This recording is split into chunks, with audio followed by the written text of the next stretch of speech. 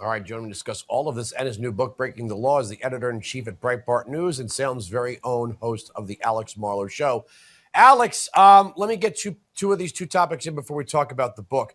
So this shooting, the narrative, you know the media was like, please let it be a white guy in a MAGA hat. Please, please, please, please, please, right? The shooting here in New York City is already off the front page. They didn't get their narrative. No military-style weapons were used. The shooter was non-white. When they say, well, people should go through training and be in controlled environments, we can't just let anybody have weapons of war. Well, the people who are trained in weapons of war were defenseless against this guy. Yeah, it's interesting to point this out, and it's good that there was no threat. It's good that this thing seemed to have been neutralized relatively quickly, but it is just a reminder that all the pie-in-the-sky gun control narratives that the left has, they never end up applying in these situations. It's very rare that it is something where there wasn't a gun control in place. It should have theoretically stopped it, and that is one thing to note, that it doesn't solve anything. And we've tried this, we've been down this road a lot, and it's nice to see them tire of it quickly. It looks like people just are starting to move on much more rapidly than they have in the past. Redistricting in Texas.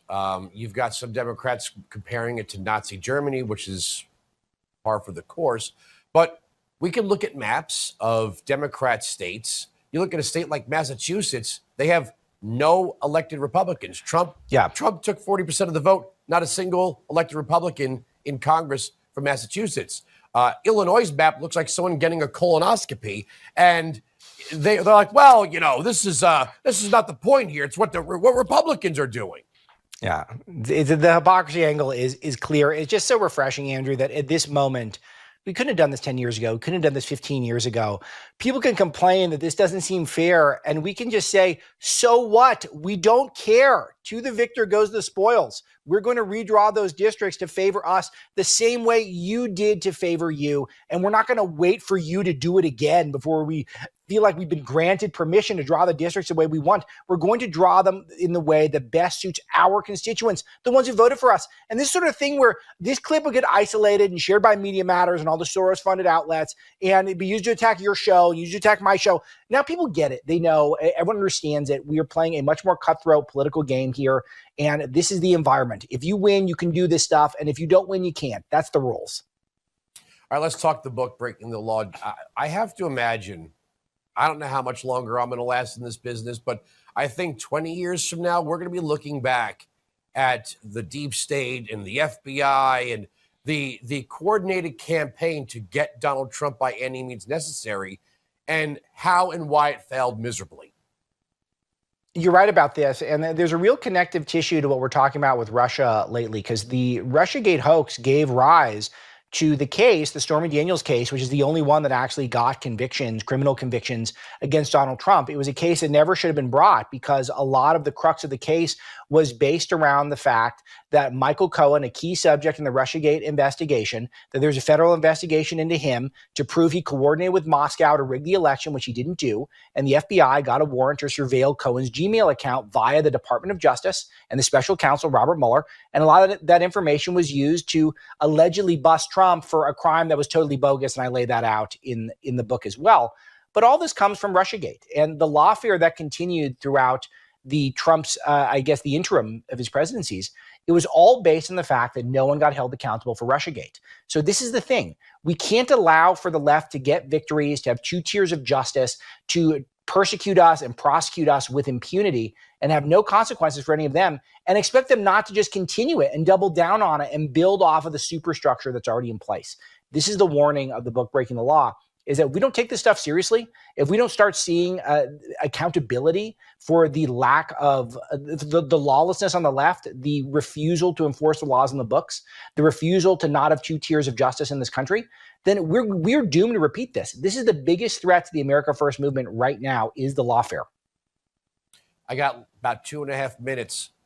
What do you think will happen versus what should happen? Who's going to jail? Is anyone going to jail? It's a great question. So I think I lay out clear illegality within the book. Every one of the 6 major cases against President Trump which is it is surreal that he had to dodge 6 cases and still win the election campaigning from a courthouse. It is a beyond belief feat, an unbelievable accomplishment that he was able to do this. Most of us can't even keep the cases straight in our head. He to somehow either beat them or save face if he lost and still win the election that way. There's been no accountability for any of this injustice practiced against President Trump. So there is illegality in play because the White House was connected to each and every one of those cases. That's clearly violations, and we need to expose those. And we should have perp walks. We should have handcuffs.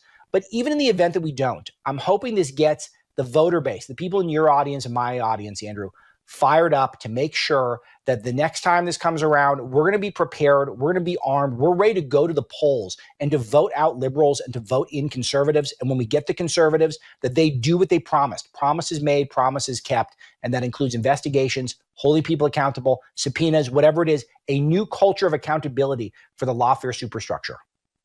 I like what Trump did to some of these law firms, and I think it should be across the board. I don't think Comey and Brennan and Clapper and the rest of them should be able to profit off getting inside information and having access to have clearance. And maybe not even Barack Obama. All of these people should be exiled for what it is they did. Susan Rice, all of them, Kevin Klein, all of these people should never be able to touch the nerve center again, at least while Republicans are in control. If the next administration is the Vance or Vance-Rubio administration, these people shouldn't be able to put their fingers anywhere near Washington while Republicans are in charge. Got 30 seconds. Trump gave had amazing maneuvers to try to bring some of these law firms to heel. And I think that's a terrific start. I break a lot of that down towards the end of the book when I recommend solutions. I think he should continue that. But there is this culture, cancel culture in the legal world where people associated with Trump, lawyers associated with him, are blackballed from top gigs. That's unacceptable. We're going to have to fight back against that too. So this is a very vast battlefield, but Trump is making big progress in the first 6 or 7 months, I think.